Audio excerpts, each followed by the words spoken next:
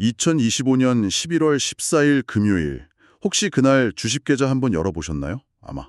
심장이 쿵 내려앉은 분들 많으셨을 거예요. 코스피가 그야말로 폭포수처럼 쏟아져 내렸죠. 그런데 정말 기묘한 건 저희가 오늘 분석할 자료들을 보니까 같은 시기 서울 부동산 시장은 여전히 뜨거웠다는 거예요.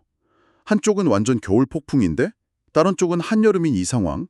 오늘 저희는 이 두 시장의 데이터를 나란히 놓고 도대체 무슨 일이 벌어지고 있었는지, 그리고 이게 당신의 자산에 어떤 신호를 보내고 있는지 한번 제대로 파헤쳐 보려고 합니다. 네, 바로 그 온도 차이가 오늘 이야기의 핵심이죠.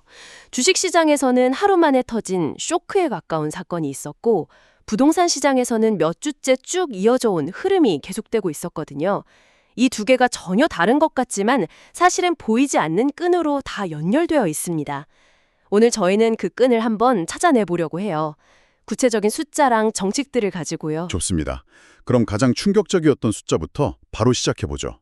코스피가 하루에만 3.81%가 빠졌어요. 간신히 4,000선은 지켰는데 4,011.57. 자료를 보니까 원인은 명확하네요. 외국인과 기관의 동반 투매. 네, 쌍끌이 매도라고 하죠. 흔히 말하는 개미들만 2조 원 넘게 사들이면서 방어에 나섰지만 거대한 파도를 막기엔 역부족이었던 거죠. 전형적인 하락장의 모습이었군요. 맞아요. 그런데 여기서 그냥 많이 팔았다 보다 더 중요한 게 있어요. 바로 무엇을 집중적으로 팔았냐는 건데요. 자료에 인용된 데이터를 보니까 유독 반도체, IT 같은 대형 기술주들의 낙폭이 어마어마했어요. 시장 전체보다 훨씬 더 많이 빠졌다는 거네요. 그렇죠. 이건 단순히 오늘 한국 시장 분위기가 안 좋네 수준의 문제가 아니라는 거죠. 글로벌 자금 흐름에 뭔가 근본적인 변화가 생겼다는 강력한 신호탄이었습니다. 그 말씀은 결국 우리나라 내부의 문제만은 아니었다. 네, 시작은 다른 곳이었죠. 실제로 자료들을 보니까 이 모든 일의 시작은 미국이랑 일본 증시였더라고요.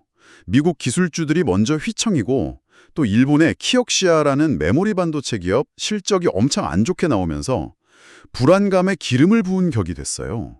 위험 자산은 일단 피하자, 이런 심리가 확 퍼진 거네요. 바로 그겁니다. 특히 투자자들이 제일 예민하게 반응했던 건 미국의 금리 인하 기대감이 갑자기 싹 사라져버렸다는 점이에요. 다들 연말쯤엔 금리 인하라는 선물을 기대하고 있었는데 그런 일 없을 것 같은데 하는 분위기가 확 만들어진 거죠. 그런데 금리 기대가 바뀌었다고 하루아침에 주가가 이렇게까지 빠지는 게 특히 왜 기술주만 그렇게 유독 큰 타격을 받는 거죠? 아주 좋은 질문이에요. 이걸 이해하려면 할인율이라는 개념을 알아야 되는데요. 할인율이요? 좀 어렵게 들리는데요? 전혀요. 아주 쉽게 비유해 드릴게요. 미래에 벌어올 100만 원의 가치가 있다고 쳐요. 어제는 이걸 현재 가치로 따지면 한 80만 원 정도라고 쳐줬는데 금리 전망이 바뀌면서 오늘 갑자기 아니야, 그거 70만 원짜리야. 이렇게 가치가 쪼그라든 셈이에요. 금리가 높아지면 미래의 돈 가치를 현재로 끌어올 때 더 많이 깎이는 거군요. 네, 바로 그거예요. 그러니까 당장 돈을 버는 것보다 미래의 성장 가능성에 더 큰 가치를 두고 있는 기술주들이 훨씬 더 큰 타격을 받을 수밖에 없는 구조네요. 5년 뒤에 대박 날 거라는 기대를 받던 앱 개발사가 당장 꾸준히 이익을 내는 동네 빵집보다 이런 상황에서 주가가 더 흔들리는 것처럼요. 이야, 정확한 비유입니다. 딱 그거예요. 글로벌 투자 자금은 지독하게 영리해서 그런 계산을 순식간에 끝내버립니다. 할인율 높아졌네? 기술주는 일단 팔고 보자. 이 심리나 전 세계로 퍼지면서 한국 시장의 외국연 자금도 썰물처럼 빠져나간 거죠. 그래서 자료에 나온 원달러 환율이 1,457원대까지 치솟았던 거군요. 외국인들이 한국 주식 팔아서 원화를 달러로 바꿔나가니까. 네, 달러 수요가 폭증한 거죠. 모든 그림이 완벽하게 맞춰지지 않나요? 이렇게 연결해서 들으니까 그날의 혼란스러웠던 시장 상황이 정말 입체적으로 이해가 되네요. 글로벌 금리라는 나비의 날갯짓이 태평양을 건너와서 한국 증시에 태풍을 몰고 온 셈이군요. 자, 그럼 이렇게 주식시장에 얼어붙는 동안 완전히 다른 세상이었던 부동산 시장으로 넘어가 볼까요? 한국부동산원 통계를 보니까 같은 주에 서울 아파트 매매가가 0.17%나 올랐더라고요. 네, 특히 전셋값 상승세가 아주 무서웠죠. 이건 도대체 어떻게 된 일이죠? 그게 바로 두 시장의 가장 큰 차이점, 속도 때문이에요. 속도요? 네, 주식은 클릭 한 번으로 1초 만에 팔 수 있지만 아파트는 그게 안 되잖아요. 그래서 주식 시장은 글로벌 이슈에 즉각 반응하는 반면에 부동산 시장은 전세 물량 부족이나 입주 물량 감소 같은 국내 수급 요인에 훨씬 더 느리고 묵직하게 반응해요. 아, 그렇군요. 자료에서도 성파구나 서초구 같은 특정 지역이 상승을 주도했다고 나오는데 이건 여전히 똘똘한 한 채에 대한 수요가 공급보다 훨씬 많다는 걸 보여주는 증거죠. 아, 수급 불균형이 가장 큰 원인이라는 말씀이시군요. 그런데 여기에 아주 흥미로운 정책 변수가 하나 등장하더라고요. 정부가 공시가격 현실화율을 내년에도 69%로 동결하기로 했다는 소식.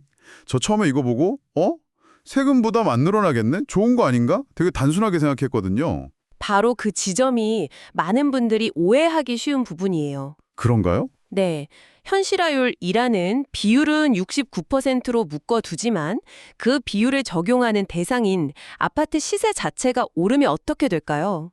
아, 결국 최종적으로 세금을 매기는 기준인 공시가격은 올라갈 수밖에 없는 구조예요. 예를 들어서 한번 설명해 주실 수 있을까요? 그럼요. 가령 당신의 아파트 시세가 10억 원이었다고 해보죠. 현실화율 69%를 적용하면 공시가격은 6억 9천만 원이 되고요. 그런데 내년에 현실화율은 그대로인데 아파트 시세가 12억 원으로 올랐다. 그럼 공시가격은 8억 2,800만 원으로 껑충 뛰게 되는 겁니다. 와, 비율 동결이라는 말에 안심했다가는 생각지도 못한 세금 고지서를 받을 수도 있겠네요. 이건 정말 집을 사려는 사람이나 이미 가진 사람 모두한테 아주 중요한 변수겠어요. 그렇죠. 세금 동결이라는 헤드라인 뒤에 숨어있는 함정인 셈이죠. 자, 그럼 이제 이 두 시장을 한번 연결해 볼 시간입니다. 폭락한 주식과 불타는 부동산, 전혀 관계없어 보이는 이 두 현상을 연결하는 키워드로 자료들은 하나같이 금리와 심리를 꼽고 있더라고요. 맞습니다. 앞서 이야기했듯 미국의 금리 전망은 기술주 가치를 끌어내리는 동시에 부동산 대출 이자 부담에도 직접 영향을 주죠. 그런데 더 흥미로운 연결고리는 바로 자산 효과 또는 부의 효과라고 불리는 심리적 현상이에요. 자산 효과요? 그거 혹시 내 주식 자산이 줄어들면 씀씀이도 줄어든다는 뭐 그런 건가요? 네, 정확해요.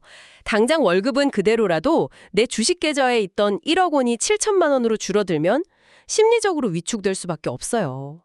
괜히 가난해진 기분이 드는 거죠. 아, 그러면 큰 돈이 들어가는 소비, 예를 들면 집을 사려던 계획도 일단 멈칫하게 되겠네요. 그렇죠. 주가 급락이 단기적으로는 부동산 매수 심리에도 찬물을 끼얹는 효과를 낼 수 있다는 겁니다. 아, 단기적으로는 주식 시장의 찬바람이 부동산 시장으로 옮겨붙을 수도 있겠군요.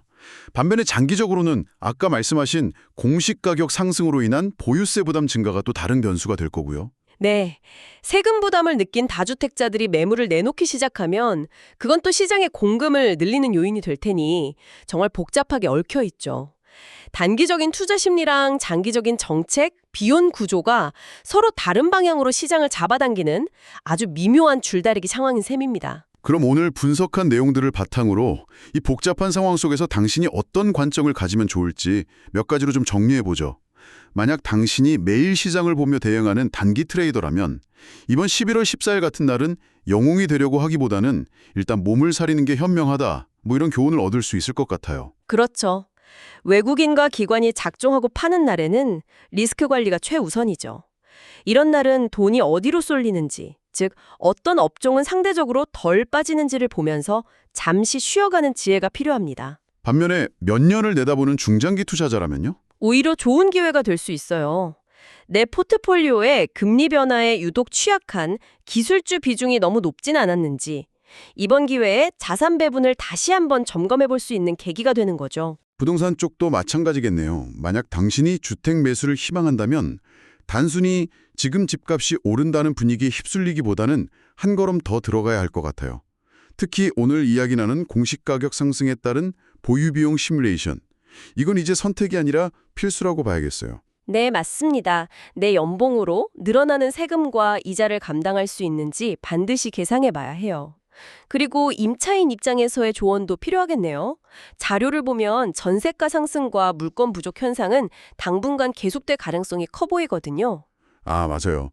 전세 만기나 갱신 시점이 다가오는 분들이라면 미리 여러 선택지를 검토해 둬야겠네요. 네, 전세 대출을 더 받을지, 월세로 전환할지, 아니면 이사를 갈지 미리 시뮬레이션 해봐야 당황하지 않을 수 있습니다. 결국 11월 14일의 시장은 글로벌 금리 전망이라는 거대한 파도가 국내 주식시장을 강타하는 모습을 보여줬고, 그와는 별개로 국내 부동산 시장은 공급 부족과 정책이란 내부의 힘으로 꿋꿋하게 움직이는 두 개의 다른 세계를 동시에 보여준 하루였네요. 네, 그렇게 정리할 수 있겠습니다.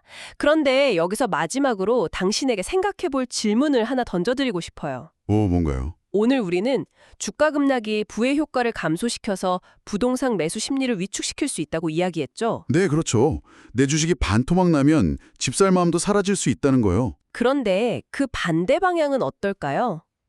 변동성이 너무 커져버린 주식시장에 실망하고 지친 자금이 결국엔 그래도 믿을 건 부동산, 특히 서울의 핵심 입지에 있는 똘똘한 한 채뿐이라며 오히려 우량 부동산으로 몰려 들어갈 가능성은 없을까요?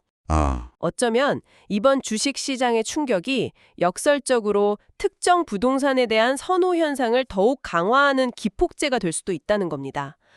앞으로 주식시장에서 빠져나온 그 자금이 어디로 흘러가는지를 지켜보는 것이 향후 자산시장의 방향을 예측하는 아주 흥미로운 관전 포인트가 될 겁니다.